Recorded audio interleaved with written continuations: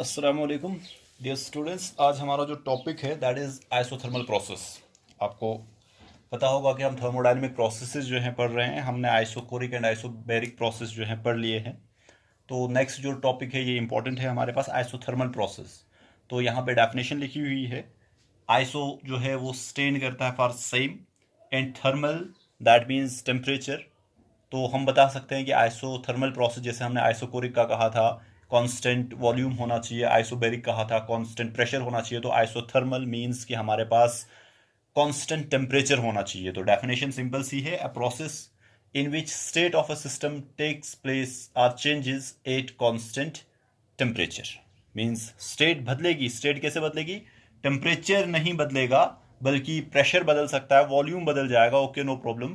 Pressure and volume जो है वो वेरिएबल्स होंगे, लेकिन टेम्परेचर जो है वो कांस्टेंट रहेगा। आप ऐसे भी बता सकते हो, change in the state of a system takes place under constant temperature, that is our isothermal process. तो वेरिएबल जो होंगे यहाँ पे वो प्रेशर एंड वॉल्यूम होगा। तो ये डेफिनेशन थी। सेकंड, आप सभी जानते हो कि हमें इक्वेशन देखनी है, ये पहला था हमारे पास। तो सेकंड जो है हमारे पास इक्वेशन ऑफ स्टेट जो है वो एनालाइज करनी है। इक्वेशन ऑफ आइसोथर्मल प्रोसेस, फिर से वही same process. As we know that P V is equal to N R T, means हम आइडियल गैस की बात कर रहे हैं। अब क्या होगा बच्चा? N is, P is pressure, V volume, N हमारे पास नंबर ऑफ मोल्स, आर जो है it's a gas constant, and T जो है टेम्परेचर।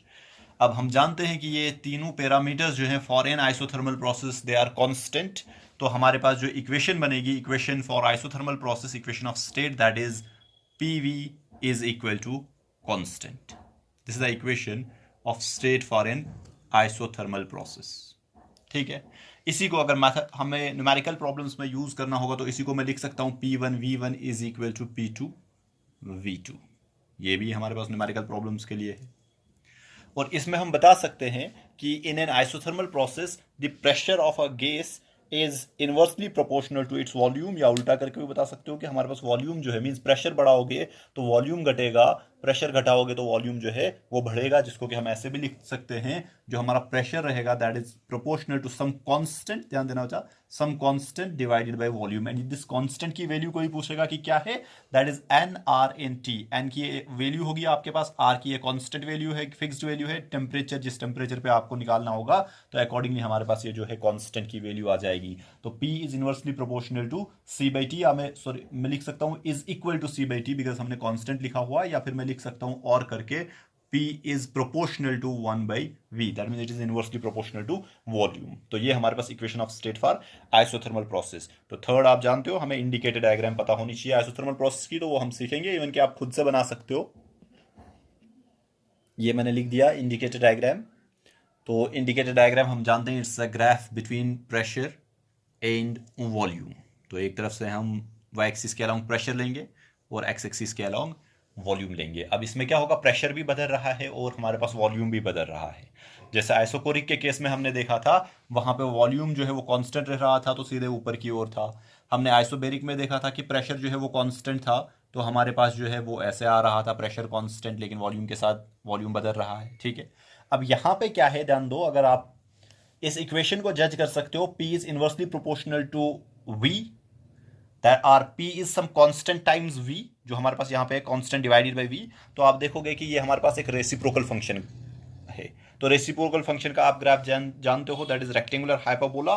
तो हमारे पास जो ग्राफ है वो कुछ ऐसा आएगा, asymptotic to this line as well as asymptotic to this line. तो ये मैं बता सकता हूँ, इसको मैं थोड़ा सा ठीक कर देता हूँ। तो हमारे पास ये जो है ये ग्राफ होगा रेक्टेंगुलर हाइपरबोला शेप का। ठीक है। तो ये हमारे पास ग्राफ होगा आइसोथर्मल प्रोसेस का। किसका ग्राफ? प्रेशर एंड वॉल्यूम का ग्राफ, जिसको कि हम इंडिकेटर डायग्राम बनाते हैं। या इसी को मैं आपको समझाने के लिए ऐसे भी बता सकता हूं, ध्यान देना।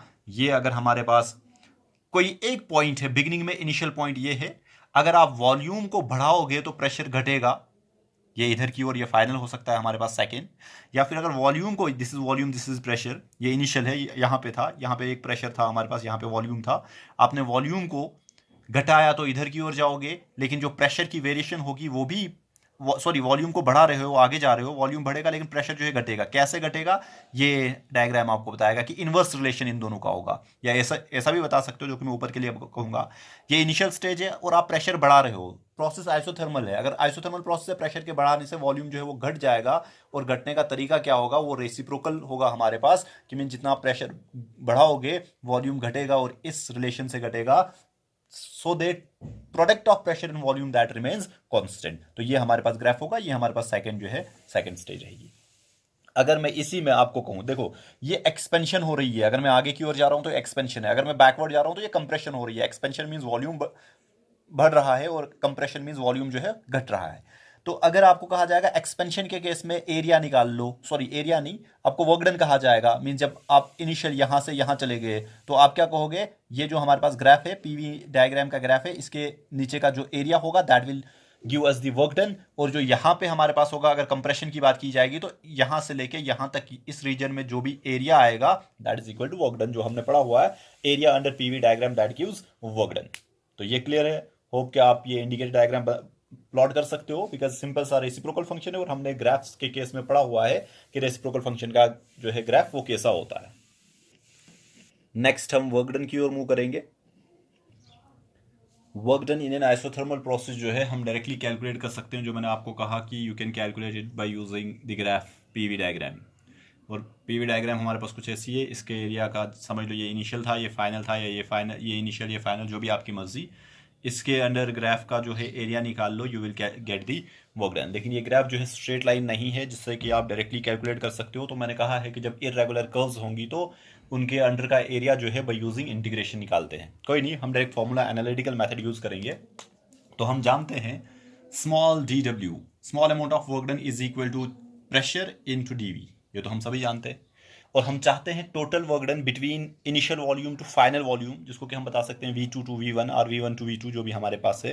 तो हम उसके लिए क्या करेंगे, जब मुझे टोटल वर्क डन चाहिए तो मैं इंटीग्रल ऑफ DW करूंगा, और यहां से भी इंटीग्रल P इंटू DV करूंगा, बिटवीन लिमिट्स V1 इनिशियल जो मैं लिख रहा हूं टू V2 फाइनल वॉल्यूम।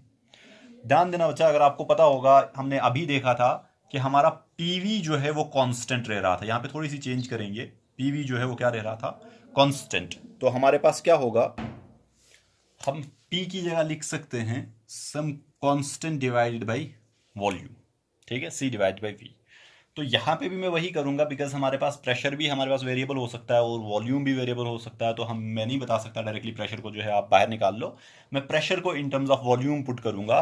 तो हमारे पास क्या होगा, integral of D W that is W में लिख सकता हूँ, बिकॉज हम जानते हैं कि integral of D X that is X, तो integral of D W that is W. Total amount of work done वो मिलेगा मेरे पास, इंटीग्रल ऑफ पी की जगह हम लिखेंगे C by V into d V, between limits V1 to V2।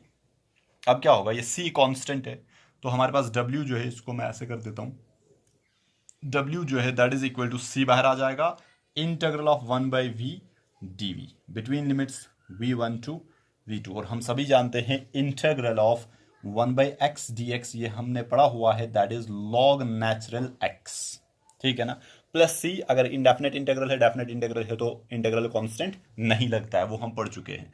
तो work done जो है W is equal to C, और 1 बाई वी का इंटीग्रल आएगा log natural V, between limits V1 to V2। तो हमारा वर्क डन जो है that is equal to C into log natural V2 upper limit minus log natural V1, ये हमारे पास W की वैल्यू आएगी। तो हम C जो है ये हमारे पास एक कांस्टेंट है, इसकी वैल्यू हम पुट कर सकते हैं, that is the product of pressure and volume, जो कि मैं यहां से लिख सकता हूं, ये जो कांस्टेंट है C जो है that is P into V।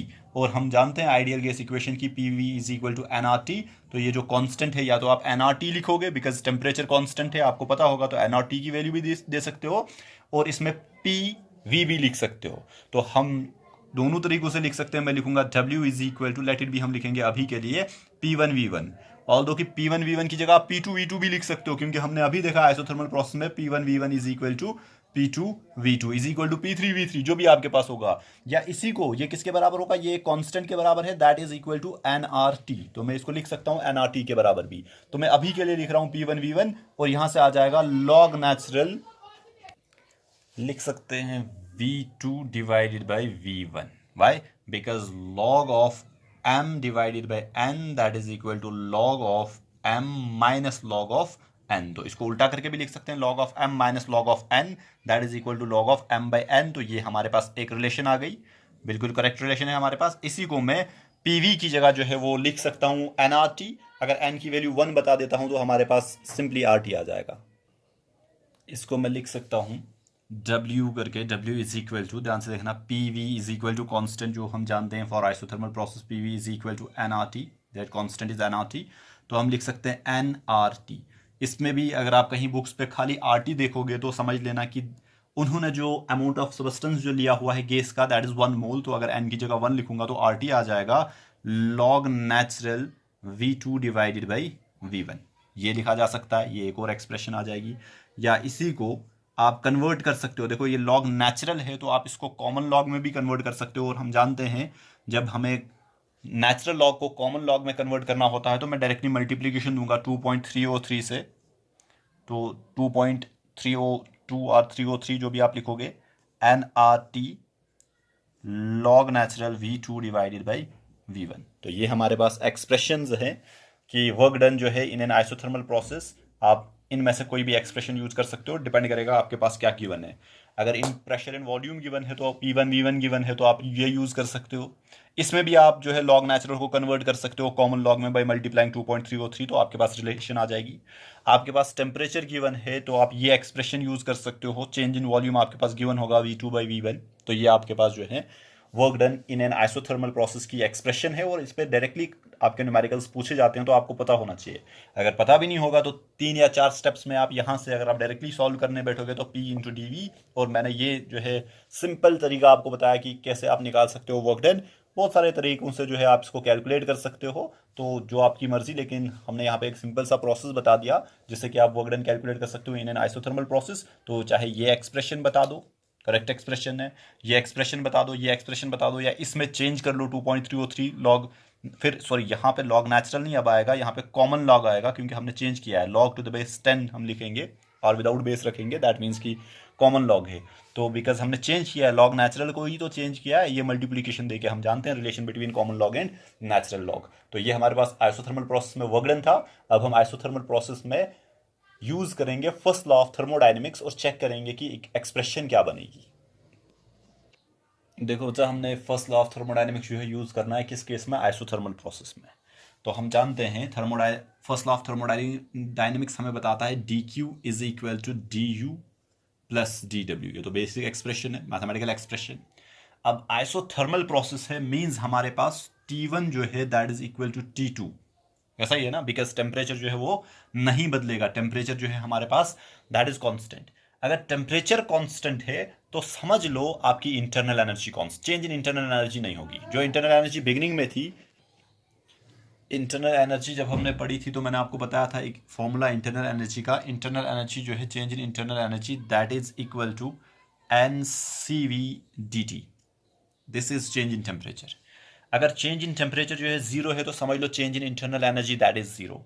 अगर change in internal energy zero है बिकॉज टेम्परेचर सेम है. मैंने आपको जब हमने इंटरनल एनर्जी पढ़ी थी तो मैंने, या फिर फर्स्ट लॉ में मैंने आपको बताया था कि इंटरनल एनर्जी का चेंज तभी होगा जब टेम्परेचर वेरिएशन आएगा. जब टेम्परेचर वेरिएशन आएगा तो समझ लो इंटरनल एनर्जी जो है बदलेगी.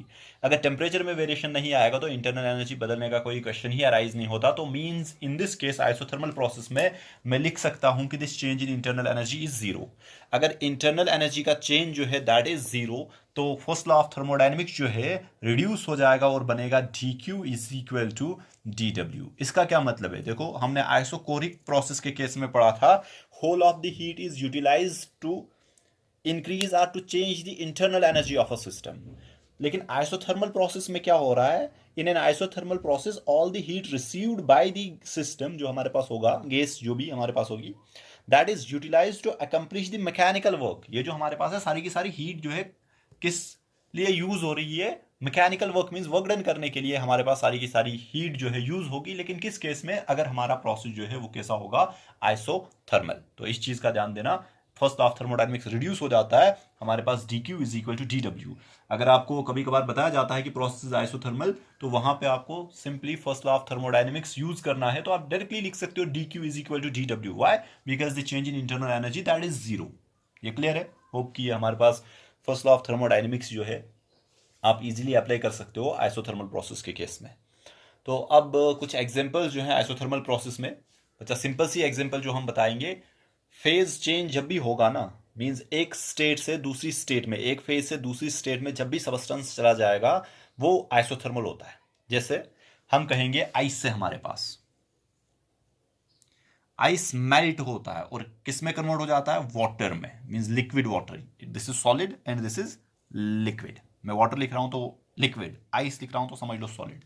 जब ये ट्रांसफॉर्मेशन होती है फ्रॉम आइस टू वाटर या water to ice, that occurs at 0 degree Celsius. 0 degree Celsius पे ही आपका जो है वाटर, जिसको हम बताते हैं H2O, that is liquid state, यहां पे लिख देता हूं, ये सॉलिड स्टेट है हमारे पास। 0 डिग्री सेल्सियस पे ही वो आइस भी बन जाता है और 0 डिग्री सेल्सियस पे ही वो हमारे पास लिक्विड भी बन जाता है। ये हमें थर्मल प्रॉपर्टीज ऑफ मैटर में जब हम फेज ट्रांसफॉर्मेशन पढ़ेंगे वहां पे भी आपको पता चलेगा। तो यहां पे ध्यान देना कि मेल्टिंग और फ्यूजन जो भी हमारे पास होगा, दैट इज आर सिंपली, मैं एक ही बता देता हूं, phase transformation is an isothermal process. तो आपकी मेल्टिंग, आपकी बॉइलिंग जो भी आपके पास होगा, that is N isothermal process, means that occurs eight constant temperature. तो ये आइसोथर्मल प्रोसेस के बारे में कुछ इंफॉर्मेशन थी। हाँ, एक चीज सबसे इंपॉर्टेंट जो है आइसोथर्मल प्रोसेस के बारे में, तो वो ध्यान देना, आइसोथर्मल जो हमारा प्रोसेस होगा, आइसोथर्मल प्रोसेस के लिए होने के लिए कुछ बेसिक कंडीशंस का होना बहुत जरूरी है। तो वो बेसिक कंडीशंस क्या है? नंबर 1, प्रोसेस स्लो होना चाहिए। ध्यान से सुनना मेरी बात, प्रोसेस जो है वो स्लो होना चाहिए ताकि टाइम मिलेगा सिस्टम को कि वो जो हीट गेन करेगा वो इक्वली, मैं कहूंगा कि डिसिपेट भी करे। अदरवाइज हमारे पास क्या होगा? वर्क डन एंड डिसिपेशन होनी चाहिए। अदरवाइज चेंज जो है टेम्परेचर में आएगी। अगर टेम्परेचर में चेंज हुई तो इंटरनल एनर्जी बदलेगी, तो अगर टेम्परेचर में चेंज आएगी तो वो हमारे पास आइसोथर्मल रहेगा नहीं। तो एक तो मैंने कहा कि प्रोसेस जो है स्लो होना चाहिए, और दूसरा फ्री एक्सचेंज ऑफ हीट, दोनों जुड़े हुए हैं, फ्री एक्सचेंज ऑफ हीट होना चाहिए। मींस कि हमारे पास बाउंड्री जो है, जैसे मैं बता देता हूं, ये समझ लो, ये हमारे पास एक कंटेनर है और इस कंटेनर में हमारे पास गैस है, ये समझ लो, ये ऐसे। सबसे पहले अगर आप इसको अब्रप्टली हीट दोगे, मींस टाइम नहीं लेगा ये सिस्टम हीट लेने में या हीट जो है लीव आउट करने में, तो होगा क्या कि इधर चेंज आ जाएगी, टेम्परेचर बदल जाएगा। टेम्परेचर बदल गया तो प्रोसेस आइसोथर्मल नहीं होगा। तो हमारा प्रोसेस जो है हीट दो, लेकिन स्लोली दो। ऐसे हीट देनी है कि ये जो हमारे पास वॉल्स है ये कंडक्टिंग वॉल्स होंगी, कि जितनी हीट आप दे रहे हो वर्क डन के साथ साथ हीट जो है वो साथ में डिसिपेट भी होनी चाहिए, ताकि टेम्परेचर जो है वो कांस्टेंट रहे। अदरवाइज हमारा सिस्टम जो है, सॉरी, हमारा प्रोसेस जो है वो आइसोथर्मल नहीं रहेगा। तो मैं बता देता हूं, for the process to be isothermal, 2 condition are necessary. Number 1, हमारे पास there should be free exchange of heat with the surrounding, that is the container should be conducting nature। ये सारी की सारी वॉल जितनी ज्यादा कंडक्टिंग रखोगे तो हीट एक्सचेंज जो है वो इजीली होगा between the system and surrounding. और दूसरा जो है, the process should take place slowly. किस लिए होना चाहिए slowly? So as to allow time for exchange of heat. ऐसा नहीं कि आप हीट दोगे तो जल्दी जल्दी से इंटरनल एनर्जी में चेंज आ जाएगी, मीन्स टेम्परेचर राइज होगा, नहीं, ऐसा नहीं होना चाहिए, स्लो होना चाहिए, ताकि आपके पास जो आप हीट दोगे वो वर्क डन के साथ साथ क्या करनी चाहिए? डिसिपेट होनी चाहिए, ताकि इंटरनल एनर्जी में कोई चेंज ना हो, टेम्परेचर जो है वो राइज नहीं होना चाहिए। तो सिंपल सी बात है, आइसोथर्मल प्रोसेस तभी होगा जब प्रोसेस जो है स्लो होगा, और सेकेंड, हीट एक्सचेंज जो है वो फ्री होना चाहिए। तो this was all about your isothermal process. अब हमारे पास जो फाइनल मेन प्रोसेस है, दैट इज एडियाबैटिक प्रोसेस। तो बच्चों को इस प्रोसेस से डर लगता है, ये एक सिंपल सा प्रोसेस है। ध्यान से देखो, किस प्रोसेस को हम बताएंगे एडियाबैटिक। सिंपल सी एक ही चीज आपको याद रखनी है, जिसमें हीट एक्सचेंज ना हो between the system and surrounding. Process, sorry, system में सिस्टम की कंडीशन बदल जाए लेकिन हीट एक्सचेंज नहीं होना चाहिए। सिस्टम की कंडीशन बदलेगी, means state of a system बदलेगा। कैसे? टेम्परेचर चेंज होगा, okay no problem, pressure change होगा, okay no problem, volume change होगा, ओके नो प्रॉब्लम, लेकिन हीट का एक्सचेंज नहीं होना चाहिए between the system and surrounding.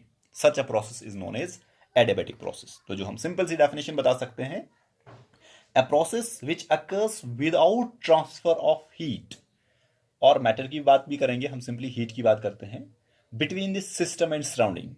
Such a process is known as adiabatic process. ठीक है, या फिर मैं ऐसा भी बता सकता हूं, a process in which change in the pressure, volume and temperature, तीनों में pressure, volume as well as temperature, takes place without any heat entering or leaving the system. That is what we called adiabatic process. तो मैं definition लिखने जा रहा हूं यहां पे. ये एक definition है जो मैंने अभी कहा था. A process in which the state of a system changes, means in which the change in the state takes place without transfer of heat between the system and surrounding. Heat जो है वो transfer नहीं होगी, ना ही system के अंदर heat आएगी और ना ही सिस्टम से बाहर जो है हीट जाएगी. तो दैट मीन्स कि हमारा जो बाउंड्री जिसको हम बताते हैं सिस्टम की बाउंड्री जो है वो होनी चाहिए इंसुलेटिंग टाइप. मीन्स कि कोई भी उसमें जो है हीट अंदर बाहर नहीं होनी चाहिए. इसको थोड़ा और एक्सप्लेन करेंगे तो ध्यान दो. हमारे पास समझ लो ये एक कंटेनर है. कंटेनर की वॉल जो है वो इंसुलेटिंग टाइप है. इंसुलेटिंग वॉल्स मीन्स कि हीट एक्सचेंज नहीं होगी. खाली वॉल्स नहीं बल्कि ये जो हमारे पास पिस्टन है ये भी इंसुलेटिंग टाइप का है. और इसमें हमने क्या रखा हुआ है, एक गैस रखी हुई है. ये एक सिस्टम है. इंसुलेटिंग जो है बाउंड्री इसकी है. ये लो भाई, ये कुछ ऐसा.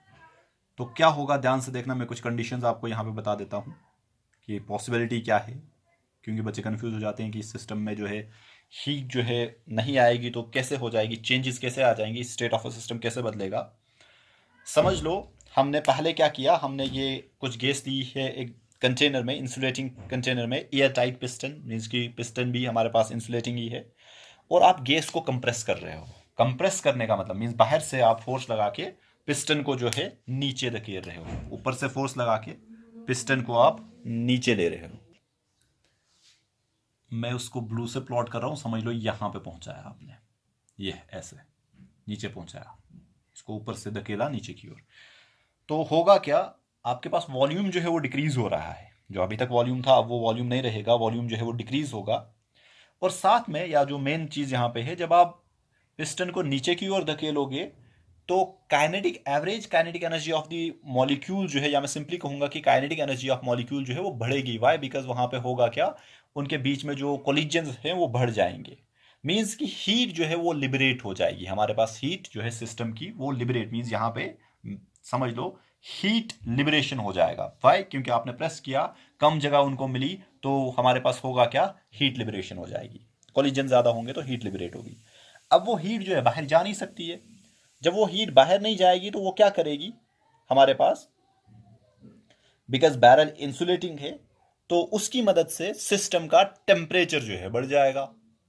तो चेंज वॉल्यूम में भी हुआ, चेंज टेम्परेचर में भी आएगी.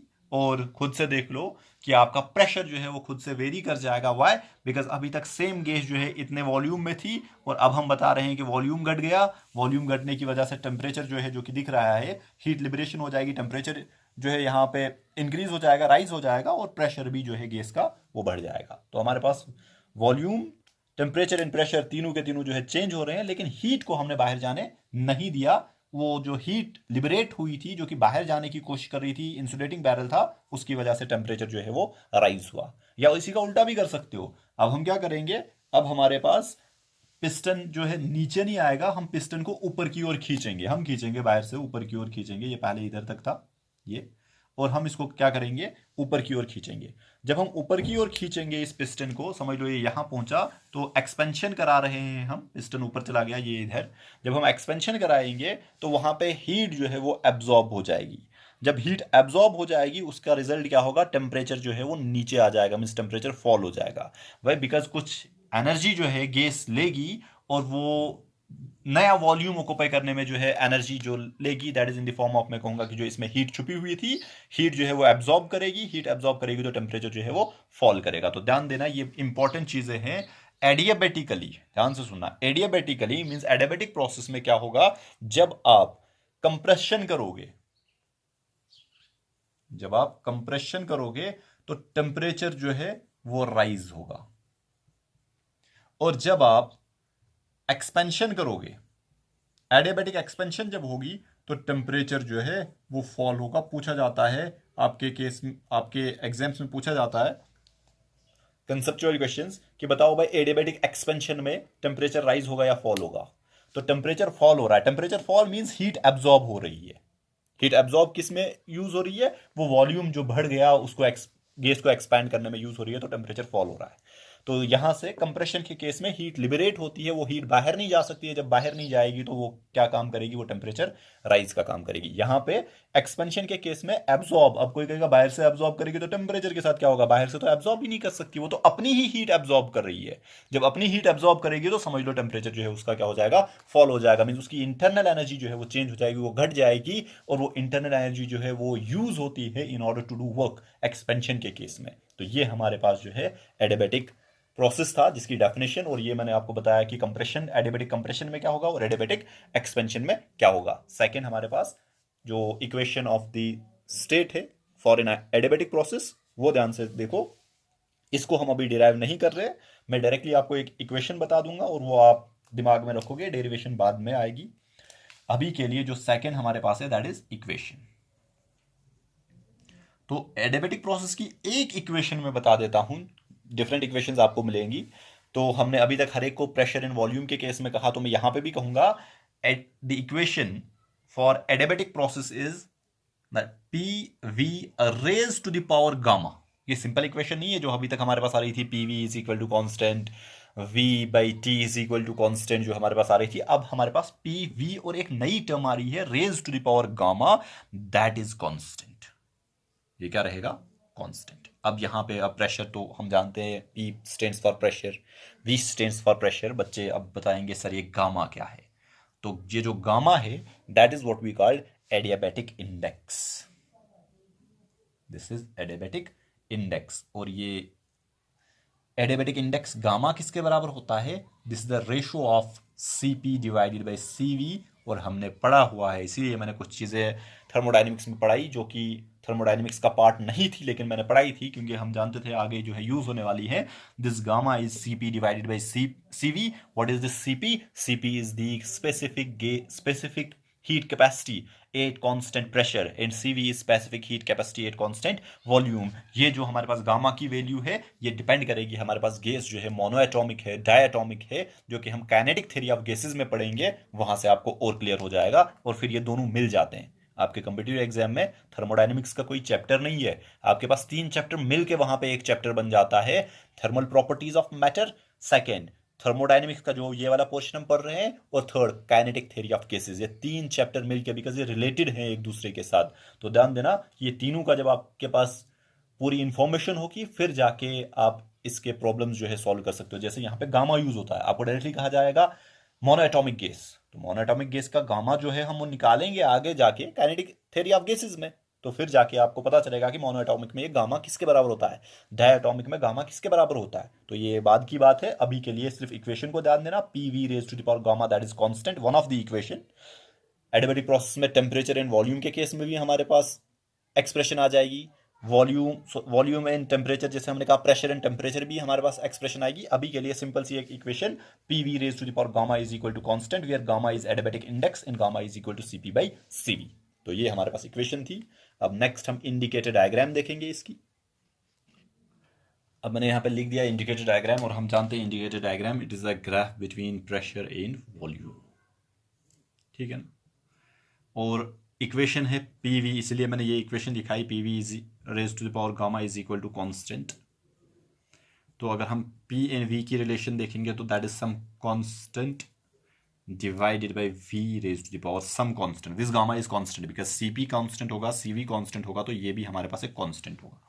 तो v raise to the power something, v raise to the power something, ये भी हमारे पास जो है रेसिप्रोकल फंक्शन की तरीके से ही है, जस्ट इसकी स्लोप चेंज होगी, लेकिन है तो रेसिप्रोकल फंक्शन टाइप ही हमारे पास। तो हम बताएंगे कि इसका जो ग्राफ है वो भी हमारे पास कुछ इसी तरीके का रहेगा, और इन दोनों के बीच का डिफरेंस जो है वो स्लोप में रहेगा। आइसोथर्मल में भी आपने ऐसी इक्वेशन, ऐसा ही ग्राफ देखा होगा, एडियाबैटिक में भी आप सेम ग्राफ देख रहे हो, लेकिन इक्वेशन में फर्क क्या है? आइसोथर्मल के केस में है P is equal to constant divided by V के ऊपर कुछ पावर नहीं है, जो कि सिंपल रेसिप्रोकल है हमारे पास। तो रेशनल फंक्शन में हमने बहुत सारे फंक्शंस देखे थे, डिपेंड करेगा, अगर सिंपली 1/x है, y is equal to 1/x, तो रेसिप्रोकल फंक्शन, लेकिन इसमें v के ऊपर कुछ पावर है, तो ग्राफ ऐसा ही रहेगा। जस्ट होगा क्या इसकी स्लोप बदल जाएगी। तो हम अभी स्लोप की ओर नहीं जाएंगे, वो अगले टॉपिक में आ जाएगा, अगले लेक्चर में आ जाएगा। तो ये ग्राफ जो है indicated diagram almost same is that of isothermal, means reciprocal rectangular hyperbola तरीके का ही बनेगा, asymptotic to this, asymptotic to this, लेकिन हमारे पास जो स्लोप है आइसोथर्मल से थोड़ी सी डिफरेंट हो जाएगी। वो एक्सपेंशन के केस में किस में ज्यादा होगी, किस में कम होगी, वो हम बाद में देखेंगे जब हम स्लोप कैलकुलेट करेंगे। अभी के लिए this is the indicated diagram and this is the expression, और p is equal to some constant divided by v raise to the power gamma. इसका जो ग्राफ है वो भी इसी किस्म का बनेगा। अब हम work done during an adiabatic process जो है कैलकुलेट करेंगे, और पहले ही बता देता हूं कि हम ग्राफ से भी कैलकुलेट कर सकते हैं जो हमने अभी तक देखा, लेकिन यहाँ पे हम एनालिटिकल प्रोसेस यूज करेंगे। तो हम जानते हैं हमारा डी डब्ल्यू जो है that is equal to integral, अभी इंटीग्रल नहीं लिखेंगे, सिंपल डी डब्ल्यू लिख रहे हैं, तो पी इंटू डी वी, ऐसा ही है ना। मुझे टोटल वर्क डन चाहिए, तो मैं टोटल वर्क डन के लिए क्या करूंगा, इसको इंटीग्रेट करूंगा, तो इंटीग्रल ऑफ डी डब्ल्यू जो है वो रहेगा integral of P D V. और वॉल्यूम कहाँ से कहाँ चेंज होगा हम बता सकते हैं, फ्रॉम इनिशियल टू फाइनल, जिसको कि मैं लिख सकता हूँ V1 बिगनिंग में था एंड V2 जो है दैट इज फाइनल वॉल्यूम। अब क्या करेंगे, ध्यान से देखो, फिर से मैं इक्वेशन यूज करने जा रहा हूं, because we know that PV raise to the power gamma is equal to constant. इसमें ये तो नहीं बताया जाएगा कि प्रेशर कांस्टेंट है बाहर निकाल लो, नहीं, प्रेशर भी वेरिएबल होगा। तो हमारे पास क्या रहेगा, P जो है that is equal to some constant C divided by V raise to the power gamma. तो जैसे हमने आइसोथर्मल प्रोसेस के केस में P को बदल दिया था, एक ही वेरिएबल में इन दोनों को लाया था, मैं यहां पे भी वही करूंगा। Integral of D W that is W, समझाने की जरूरत नहीं है, आप चेक कर सकते हो। Integral of dx that is x, mean जो मैंने कहा था कि छोटा छोटा जो है मिलके कंप्लीट बन जाता है, तो छोटा छोटा dw that is complete work.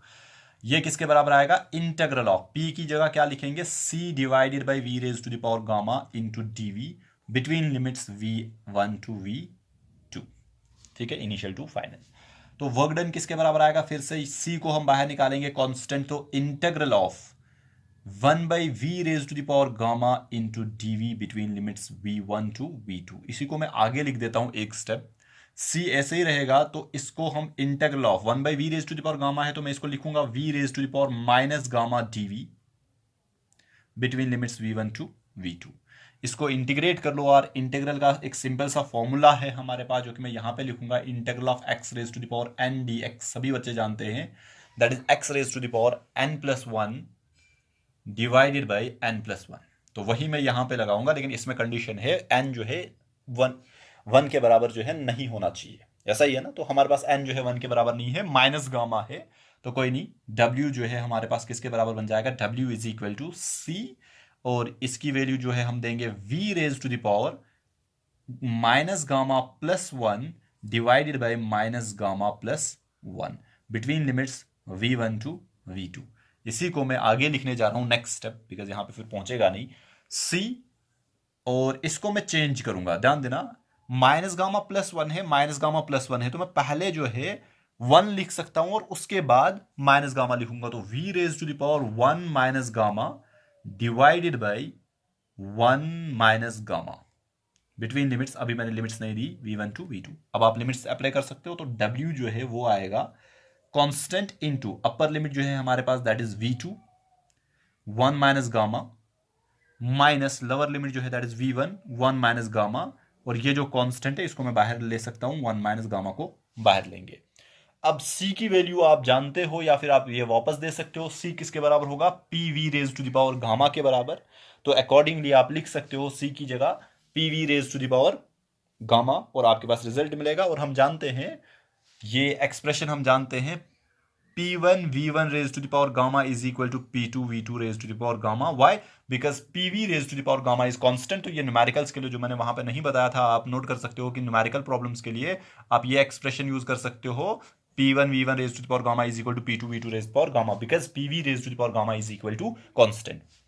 तो यहां पे हम लिख सकते हैं जो हमारा वर्क डन होगा, C की जगह मैं लिखूंगा PV raise to the power gamma divided by 1 minus gamma. अब कोई कहेगा C की जगह ये कैसे लिखा, तो ये एक्सप्रेशन जहां से हमने लिया था P is equal to C by V raise to the power gamma, इधर इसको लो, तो C जो है यहां से कांस्टेंट है, PV raise to the power gamma, और into V2 1 minus gamma minus V1 1 minus gamma. तो this is one of the expression for work done during an adiabatic process. अब होगा क्या, यहां ध्यान दो, अब V2 के साथ आप लिख सकते हो P2 V2 एंड V1 के साथ आप लिख सकते हो P1 V1। तो अकॉर्डिंगली जो है आपकी एक्सप्रेशन जो है बदल जाएगी और वो आप वैल्यूज दे देना। तो मैं डायरेक्टली या फिर मैं इसको रब करके ऊपर लिख देता हूं। यहां तक तो पहुंच गए ना। अब ध्यान देना, मैंने पीवी क्यों लिखा, मैंने P1 V1 नहीं लिखा, बिकॉज पीवी लिखने से जब मैं इसको 2 के साथ मिलाऊंगा तो मैं लिखूंगा P2 V2, और जब मैं इसको V1 के साथ मिलाऊंगा तो मैं लिखूंगा P1 V1। Why? Because P1 V1 raise to the power gamma is equal to P2 V2 raise to the power gamma. तो डिपेंड करेगा कि हम इनिशियली एनालाइज कर रहे हैं, मीन्स स्टेज सेकंड पे एनालाइज कर रहे हैं या स्टेज 1 पे एनालाइज कर रहे हैं, तो अकॉर्डिंगली हम वही प्रेशर एंड वही वॉल्यूम लेंगे। और एडियाबैटिक प्रोसेस में P1 V1 raise to the power gamma is equal to P2 V2 raise power gamma, because इसकी इक्वेशन हमने कुछ ऐसी ही देखी है। हमारे पास जो इक्वेशन बनेगी वो बनेगा W इज इक्वल टू, ध्यान दो मैं पहले P2 V2 दे देता हूं, तो हमारे पास आएगा P2 V2 raise to the power gamma into V2 raise to the power 1 minus gamma. इसके साथ P2 V2 दे दिया, बिकॉज इसकी मल्टीप्लीकेशन मैं इसके साथ भी दे सकता हूँ और इसकी मल्टीप्लीकेशन जो है इसके साथ भी। तो minus P1 V1 raise to the power gamma into V1 raise to the power 1 minus gamma, और होल डिवाइड में मैं लिख सकता हूं 1 माइनस गामा, ये जो हमारे पास है। तो जब आप इसको सॉल्व करोगे, ध्यान दो, W is equal to P2 तो वैसे ही रहेगा, V2 V2 in case of multiplication bases are same, powers are added, तो हमारे पास आ जाएगा gamma, positive gamma and negative gamma cancel out हो जाएगा, तो V2 raise to the power 1 that is V2, और यहां पे लिख सकता हूं माइनस P1 V1, बिकॉज यहां पे भी V1 V1 और पावर्स ऐड कर लो तो आपके पास रिजल्ट आ जाएगा V1 whole divided by 1 minus gamma. इसी को मैं लिख सकता हूं W is equal to 1 by 1 minus gamma into P2 V2 minus P1 V1. This is one of the expression for work done during an adiabatic process in terms of pressure and volume. Similarly हम calculate कर सकते हैं in terms of temperature and volume, हम calculate कर सकते हैं pressure and temperature के case में भी।